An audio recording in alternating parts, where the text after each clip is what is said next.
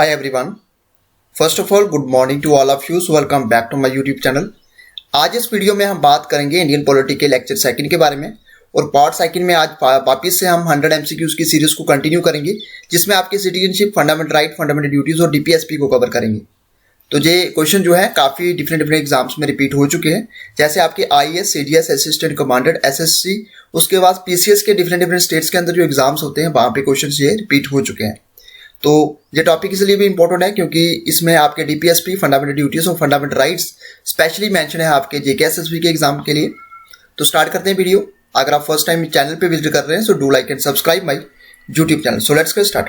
कल हमने जो क्वेश्चन किए थे वो 10 क्वेश्चन किए थे। आज क्वेश्चन नंबर हमारा रहेगा 11। क्वेश्चन नंबर 11 कहता है विच one of the following condition laid down in the constitution of India for the issue of writ को warranto is not correct. Writ जो है को वारंटो के रिलेटेड कौन सी जो है स्टेटमेंट इसमें करेक्ट नहीं है। सीडीएस 2019 के अंदर क्वेश्चन पूछा गया। ऑफिस मस्ट बी पब्लिक, उसके सेकंड बात करें तो office must be a substantive. Third की बात करें तो there has been a contravention of the constitution. उसके बाद पार्ट डी की बात करें तो appointment is in true with the statutory provision.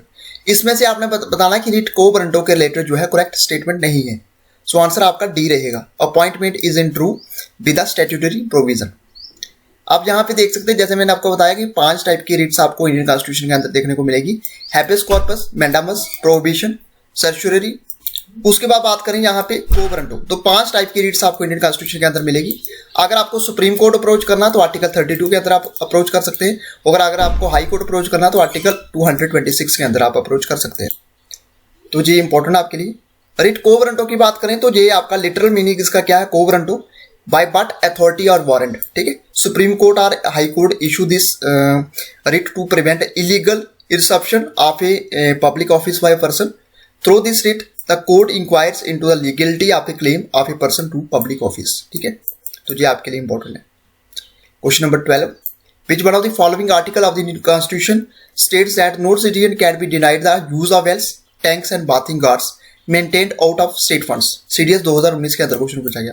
ठीक है, तो इसमें से कौन सा आर्टिकल जो है कॉन्स्टिट्यूशन ऑफ इंडिया का ये स्टेट्स करता है कोई भी सिटीजन जो है डिनाई नहीं कर सकता use of wells, tanks and bathing ghats को, जो कि मेंटेन किए गए हैं आउट ऑफ स्टेट फंड्स। ठीक है, आर्टिकल 14 के अंदर है, आर्टिकल 15 के अंदर, आर्टिकल 16 के अंदर है, आर्टिकल 17 के अंदर है।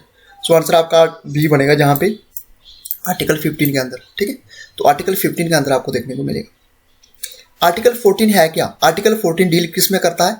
State shall not deny to any person equality before law और equal protection of law within the territory of India. ठीक है, तो जिस स्टेट की रिस्पॉन्सिबिलिटी होती है, जो कंट्री की रिस्पॉन्सिबिलिटी होती है equal protection of law provide करना। ठीक है, जो भी टेरिटरी के अंदर जो भी पर्सन रहते हैं। ठीक है, आर्टिकल 14 इसकी बात करता है, इक्वलिटी की बात करता है। आर्टिकल 16 के बारे में जहां पे मैं आपको बता दूं, आर्टिकल 16 की बात करता है पब्लिक एम्प्लॉयमेंट, और जहां पे स्टेट डिस्क्रिमिनेट नहीं कर सकती। ठीक है, against anyone in matter of employment of grounds only of religion, race, caste, इनके बेसिस के ऊपर स्टेट जो है डिस्क्रिमिनेशन नहीं कर सकती। ठीक है, तो इक्वलिटी जो है, equality of opportunity in matter of public employment, जो आर्टिकल 16 के अंदर आपको बताया गया है। Article 17, abolition of untouchability. Untouchability आप नहीं कर सकते, इसको अबॉलिश किया गया। उसकी जो प्रैक्टिस करता है ये टोटली क्या है, अगर कोई करता है तो उसका एक मतलब आप इसको क्राइम समझते हैं, जो एक इस टाइप का क्या होगा, क्राइम होगा। तो अबॉलिशन ऑफ अनटचेबिलिटी की बात करती है। क्वेश्चन नंबर 13 की बात करें, article 46 of the constitution refers to the promotion of education economic interest of. Article 46 बात करता है promotion of educational economic interest, मगर किसकी बात करता है? ये एनडीए 2019 के अंदर क्वेश्चन पूछा गया। क्या रिलीजियस मिनॉरिटीज के इंटरेस्ट की बात करता है, SC ST and weaker section की बात करता है, displaced person from large irrigation project, या इकोनॉमिकली डिप्राइव्ड। सो इसमें राइट आंसर क्या रहेगा? इसमें राइट आंसर आपका आंसर बी बनेगा। ठीक है, तो आर्टिकल 46 इसकी बात करता है promotion of educational and economic interest of, तो ये बात करता है एससी एसटी की। आर्टिकल 46 जहाँ पे ये जिस स्टेटमेंट की बात की गई है ये आते हैं टीपीएसपी के अंदर। ठीक है, directive principle of state policy. Article 36 से लेके 51। ठीक है, तो आयरिश कॉन्स्टिट्यूशन से इसको हमने बारो किया गया है डीपीएसपी को। तो जहाँ पे थोड़ा सा मैं आपको बता दूं, ये मैंने पिछली स्लाइड छोड़ दी क्वेश्चन नंबर 12 में। तो ये आपके जितने भी आर्टिकल्स हैं, ये आर्टिकल आपको कहाँ पे मिलेंगे? ये सारे के सारे आर्टिकल आपको फंडामेंटल राइट्स के अंदर मिलेंगे, क्योंकि फंडामेंटल राइट्स स्टैंड करता है आर्टिकल 12 से लेकर 35 तक। ठीक है, जिसमें 6 फंडामेंटल राइट्स हैं। 7th है पहले राइट टू प्रॉपर्टी को हटा के उसको लीगल राइट बना दिया गया। ठीक है, no. Question number 14, article 21 of the constitution secure, ये ओडिशा पीसीएस एग्जाम में क्वेश्चन पूछा गया। क्या सिक्योर करता है? राइट टू लाइफ सिक्योर करता है, right to personal liberty only secure करता है, right to liberty and privacy को सिक्योर करता है, right to life, personal liberty and right to privacy के बारे में बात करता है आर्टिकल 21। सो आंसर बनेगा आपका यहाँ पे option D, right to life, personal liberty and right to. तो आंसर आपका डी बनेगा जहाँ पे right to life, personal liberty and right to privacy. ये आप देख सकते हैं 6 फंडामेंटल राइट्स हैं, जहाँ पे एक राइट बताया गया है right to property. Right to property हमारा फंडामेंटल राइट नहीं है, ये एक लीगल राइट है, ठीक है। तो आर्टिकल 300A के अंदर आपको ये आपको लीगल राइट देखने को मिलेगा। ये 6 फंडामेंटल राइट आपको देखने को मिलेंगे। जब कॉन्स्टिट्यूशन फर्स्ट टाइम जो ओरिजिनल अगर बात करें तो 7 फंडामेंटल राइट थे, फिर इसको राइट टू प्रॉपर्टी को लीगल राइट बना दिया गया। सबसे पहले हम बात करते हैं right to equality. Right to equality stand करती है आर्टिकल 14 से लेके जी। राइट टू फ्रीडम 19 से लेके 22। राइट अगेंस्ट एक्सप्लॉयटेशन, उसके बाद बात करें यहाँ पे right against exploitation article 23 and 24। Right to freedom of religion 25 से लेके 28। राइट कल्चरल एजुकेशन राइट्स 29, 30 और राइट टू प्रॉपर्टी आपका 31 के अंदर आ गया, जिसको लीगल राइट बना दिया गया है। और राइट टू कॉन्स्टिट्यूशनल रेमेडीज ये आपका आता आर्टिकल 32 के अंदर, ठीक है। तो ये फंडामेंटल राइट्स हैं, 6 fundamental rights. Next question, question number 15, Which one of the following concern has found a place in both fundamental duties and DPSP? Assistant commander 2018 में क्वेश्चन पूछा गया। सेफगार्ड ऑफ पब्लिक प्रॉपर्टी, इसमें से आपने बताना कि दोनों कंसर्न करते हैं जो डीपीएसपी से और फंडामेंटल ड्यूटी से, ठीक है। सेफगार्ड ऑफ पब्लिक प्रॉपर्टी है protection and improvement of environment, forest and wild life, respect for the rich heritage of our composite culture या प्रमोशन ऑफ कोऑपरेटिव सोसाइटी। इसमें से कौन सी स्टेटमेंट जो है दोनों में कंसर्न करती है, यानी कि डीपीएसपी में भी कंसर्न करती है और फंडामेंटल ड्यूटी से भी कंसर्न करती है। सो आंसर बनेगा आपका ऑप्शन बी, ठीक है। ऑप्शन बी जो है improvement of environment, forest and wild life, ये दोनों में बताया गया है, डीपीएसपी के अंदर भी और फंडामेंटल ड्यूटीज के अंदर भी। तो आंसर आपका बी बनेगा जहां पे। Question number 16, which one of the following is not a part of the DPSP? इसमें से आपने बताना कौन सा पार्ट डीपीएसपी का नहीं है। असिस्टेंट कमांडर 2018 में क्वेश्चन पूछा गया। यूनिफॉर्म सिविल कोड, बिल्कुल यूनिफॉर्म सिविल कोड जो है ये आपका अगर बात करें जहां पे डीपीएसपी का पार्ट है। Separation of judiciary from executive, बिल्कुल ये डीपीएसपी का पार्ट है। Duty of the state to raise the level of nutrition and standard of living, बिल्कुल डीपीएसपी का पार्ट है। मगर ऑप्शन डी जो है जिसका डीपीएसपी का पार्ट नहीं है, ये है आपका फंडामेंटल ड्यूटी का part, promotion of scientific temper, humanity and spirit of inquiry and reform. तो आंसर डी बनेगा इसका राइट आंसर, ठीक।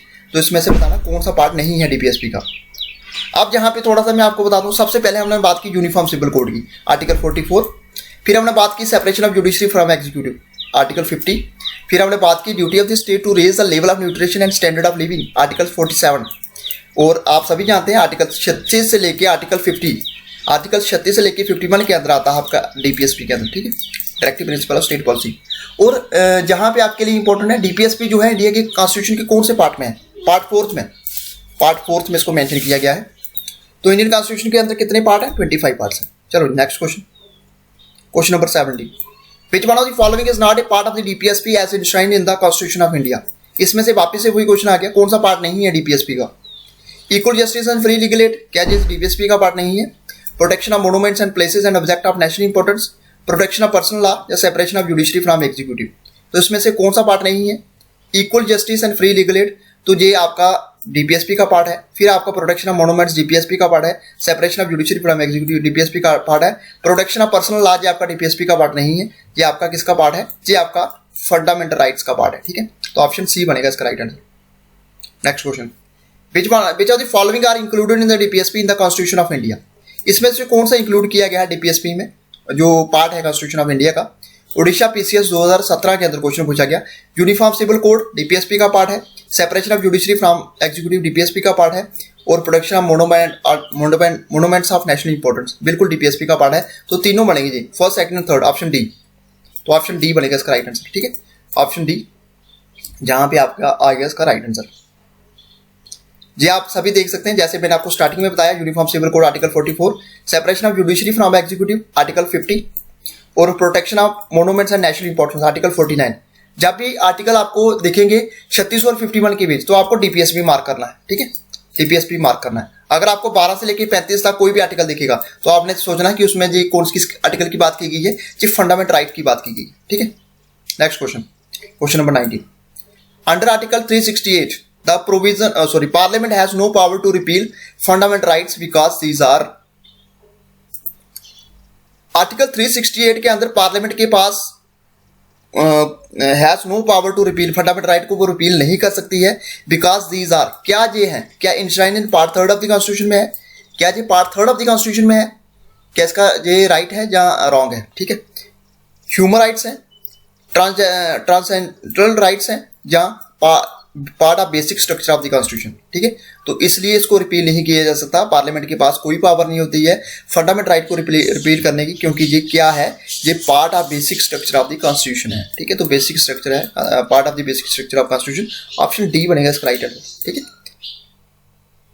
Question number 20, one of the implication of equality in society in the absence of IAS 2017 के अंदर question पूछा गया, privileges, restraints, competition, ideology. So answer क्या बनेगा आपका, आंसर आपका ए बनेगा जहां पे, दैट इज प्रिविलेजेस।